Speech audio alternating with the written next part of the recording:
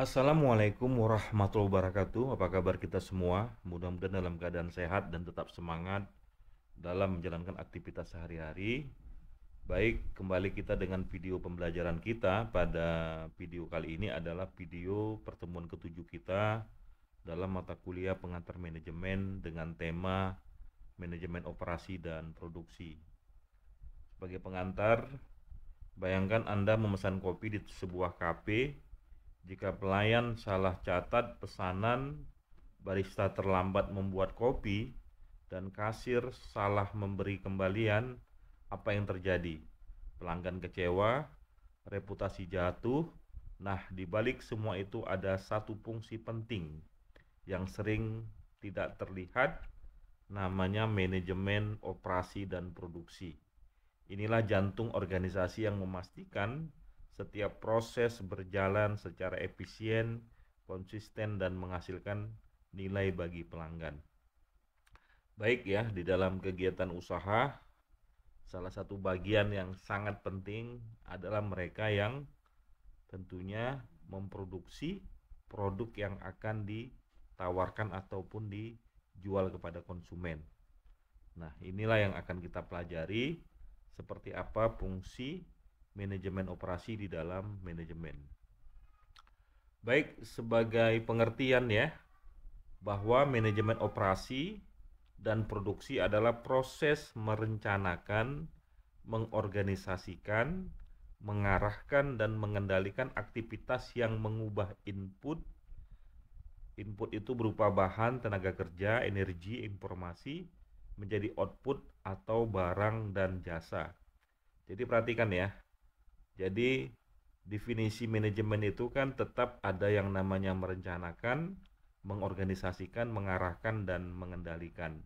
Tetapi aktivitasnya adalah tetap sama, yakni aktivitasnya tergantung apa yang menjadi fungsinya. Kalau ini kan fungsinya adalah fungsi manajemen operasi dan produksi. Jadi seperti itu gambarannya ya. Jadi kalau kita lihat seperti ini ada input, ini ada output, dan ini ada proses yang berjalan. Nah, ini proses ya. Nah, proses inilah yang kemudian harus nanti mengacu kepada prinsip-prinsip manajemen.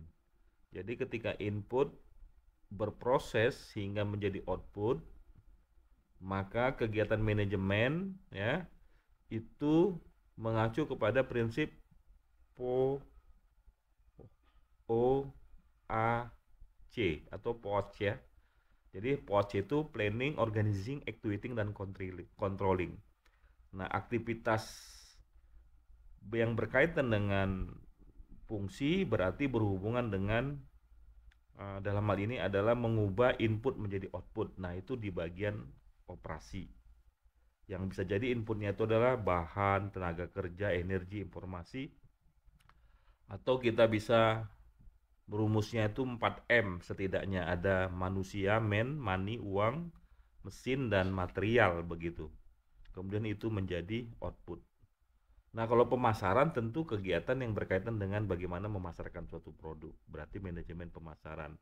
Ada aktivitas merencanakan, mengorganisasikan, mengarahkan, dan mengendalikan aktivitas yang berkaitan dengan memasarkan, berarti manajemen pemasaran. Kalau keuangan berarti tinggal diganti dengan kata keuangan. Jadi mudah ya memahaminya ya. Jadi operation management is the set of activities that creates value in the form of goods and services by transforming inputs into outputs ya. Jadi ya manajemen operasi maaf, manajemen operasi ya merupakan aktivitas ya yang merupakan bagaimana menciptakan value ya atau nilai ya berupa barang ataupun jasa yang nanti ini prosesnya dimulai dari input menjadi output ya. Jadi artinya fokus utamanya adalah bagaimana produk itu bisa efisiensi, efektif dalam menghasilkan nilai tambah. Jadi seperti itu pengertiannya. Kalau kita lihat contoh ya, misal yang paling sederhana kegiatan manajemen operasi dari perusahaan perkebunan. Misalnya kalau bagian menanam itu berarti kan input ya. Mereka bagaimana menghasilkan TBS atau tandan buah segar. Nanti bagian operasi itu tentu di pabrik kelapa sawit. Dari TBS menjadi CPO, menjadi minyak yang kemudian ini bisa diekspor. Nah, proses-proses kegiatan mengubah TBS menjadi CPO itulah yang kita sebut dengan manajemen operasi. Oke, lanjut. Sekarang kita coba lihat tujuan dan fungsi manajemen operasi. Tujuan utama manajemen operasi adalah menghasilkan produk ya, jelas, atau layanan yang berkualitas tinggi kalau dia jasa, dan biaya yang efisien dan waktu yang tepat. Makanya fungsi-fungsinya itu meliputi tentu harus ada perencanaan produksi, menentukan apa yang akan diproduksi, kapan dan dengan sumber daya apa. Jadi ini planning ya. Kemudian pengendalian kualitas, memastikan hasilnya sesuai dengan standar, berarti ini controlling. Kemudian pengelolaan persediaan, menjaga agar bahan baku cukup tanpa berlebihan ya. Ini juga bagian dari aktivitas manajemen operasi. Kemudian pemeliharaan peralatan ya. Jadi memastikan kelancaran mesin dan fasilitas, karena tentunya mesin merupakan ya infrastruktur untuk merubah input menjadi output, maka dia harus di maintenance. Kemudian adanya penjadwalan kerja. Jadi inilah fungsi-fungsinya nih, kegiatan dari aktivitas di manajemen operasional. Kemudian bagaimana hubungan manajemen operasi dengan fungsi lainnya? Ya, tentu sangat erat hubungannya ya. Nah, manajemen operasi tidak bisa berjalan sendiri, ia terhubung erat dengan fungsi lain. Jadi bayangkan kita sudah punya produk, tapi tidak ada yang menjual ke konsumen. Nah, berarti ada yang namanya fungsi pemasaran agar produksi yang dihasilkan bisa dijual sesuai dengan kebutuhan pasar. Nah, ada juga bagian keuangan agar biaya produksi bisa ditekan, di manage ya, dikendalikan. Ada bagian SDM agar pekerjanya bisa bekerja dengan motivasi yang baik, mereka pekerja yang terlatih dan bisa bekerja secara produktif. Sehingga secara otomatis dengan tiga fungsi ini kegiatan usaha bisa berjalan dengan baik. Jadi operasi ya adalah mesin penggerak, sementara fungsi lain adalah bahan bakar dan pengemudi organisasi. Jadi tanpa ada produksi tentu bagaimana aktivitas perusahaan bisa berjalan. Makanya dia sebagai tonggak utama dalam kegiatan sebuah bisnis. Nah, yang keempat, ada pun jenis-jenis sistem produksi. Ada sebuah perusahaan yang memproduksi dengan jumlah yang besar ataupun produksi massal atau kita sebut dengan mass production. Dia menghasilkan barang dalam jumlah besar, standar dan berulang. Contoh pabrik sepeda motor, kemudian pabrik makanan yang memang dimakan dengan dikonsumsi ke seluruh negara kita ya. Kemudian seperti sabun-sabun ya, itu semuanya diproduksi secara massal. Kemudian ada produksi berdasarkan pesanan atau job order sesuai permintaan pelanggan. Nah, ini mebel custom ya, kadang ada orang memproduksi setelah ada kebutuhan dari pelanggan ataupun permintaan dari pelanggan, disebut dengan job order. Ada juga produksi batch, menggabungkan sistem massal dan pesanan, contoh percetakan ya. Jadi memproduksi barang-barang yang nanti juga disesuaikan dengan adanya permintaan dari konsumen. Kemudian produksi jasa atau service operation, ini tentunya fokus pada pelayanan, contoh banyak sekali ya, rumah sakit, restoran, transportasi, asuransi, perbankan, ya sampai yang sederhana mungkin bengkel, tukang pangkas, ya cucian motor atau cucian, atau kalau di Medan disebut dengan door smear ya. Kemudian ya usaha jasa lainnya ya seperti kurir dan lain-lain. Banyak sekali sebenarnya produksi jasa. Nah, bagaimana agar dalam melakukan aktivitas produksi itu uh, bisa efisien dan efektif ya. Nah, tentu ini prinsip yang paling utama. Jadi efisiensi berarti menggunakan sumber daya seminimal mungkin untuk hasil maksimal. Nah, ini penting karena kita mau berbisnis.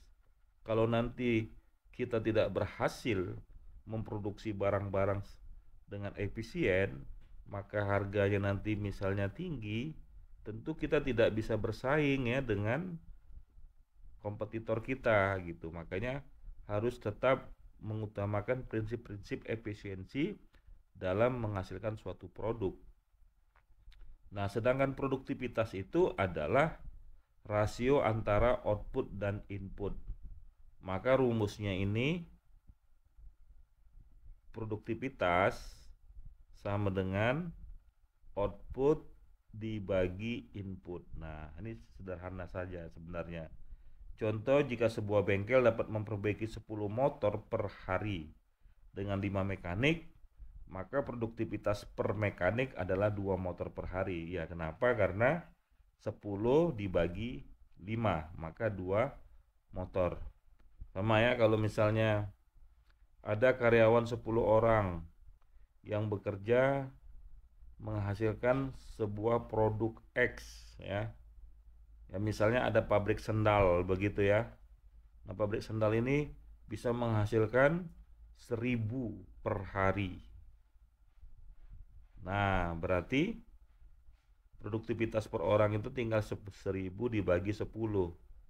Coret 1, coret 1. Berarti tingkat produktivitas per orangnya itu 100 unit sendal. Jadi mudah nih rumusnya. Oke, lanjut. Sekarang ada yang kita sebut dengan kualitas dan kontinuitas improvement atau perbaikan berkelanjutan. Ini penting dalam kegiatan manajemen produksi karena nanti jangan sampai produk itu justru menurun kualitasnya. Tetapi dia harus meningkat agar kepuasan pelanggan semakin meningkat.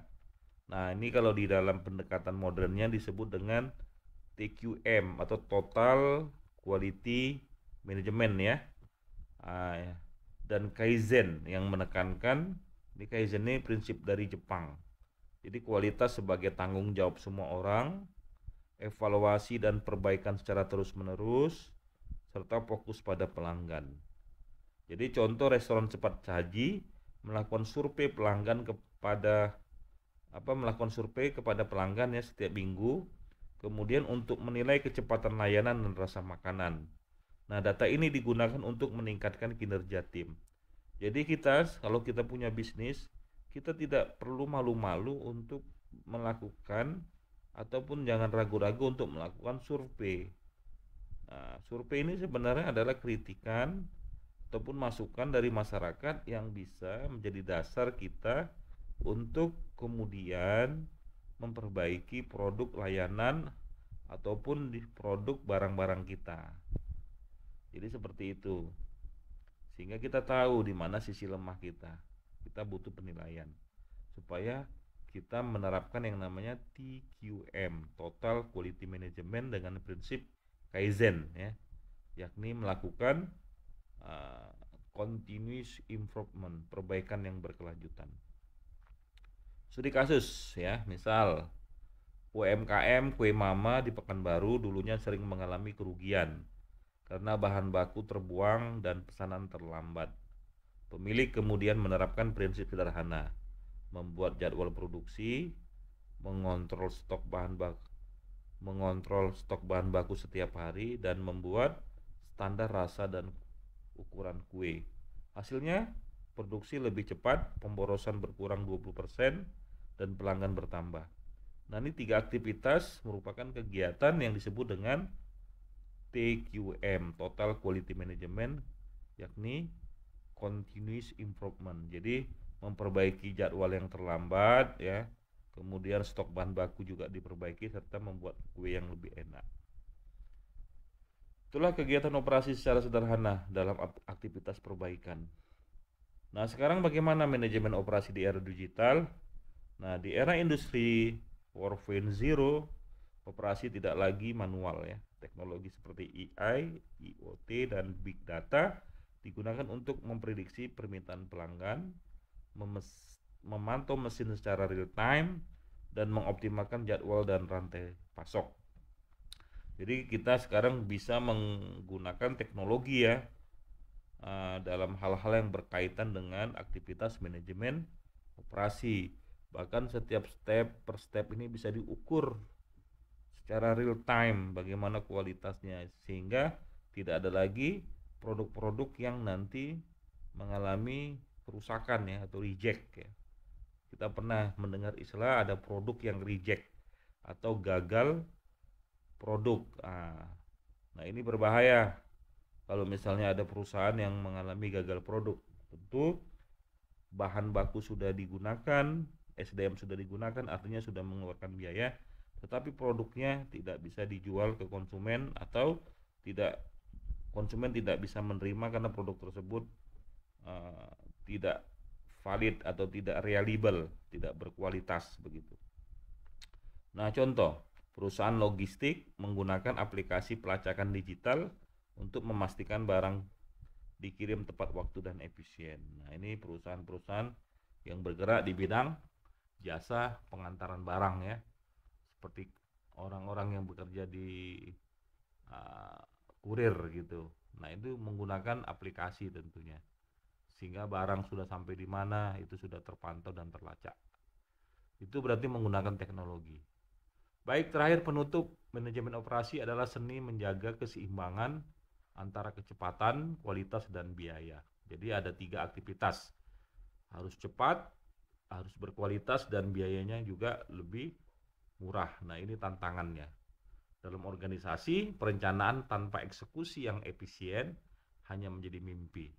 Seorang manajer operasi sejatinya bukan hanya memastikan barang diproduksi, tetapi memastikan setiap proses menghasilkan nilai dan kepuasan pelanggan. Do the right things efficiently. Ya, lakukan dengan cara yang benar dan efisien. That's the spirit of operation management. Inilah semangat dari manajemen operasi. Oke, demikian, terima kasih. Mudah-mudahan bermanfaat dan bisa dipahami. Apabila ada hal-hal yang ingin didiskusikan, bisa disampaikan di grup WA kita. Demikian, sekali lagi saya tutup dengan wassalamualaikum warahmatullahi wabarakatuh.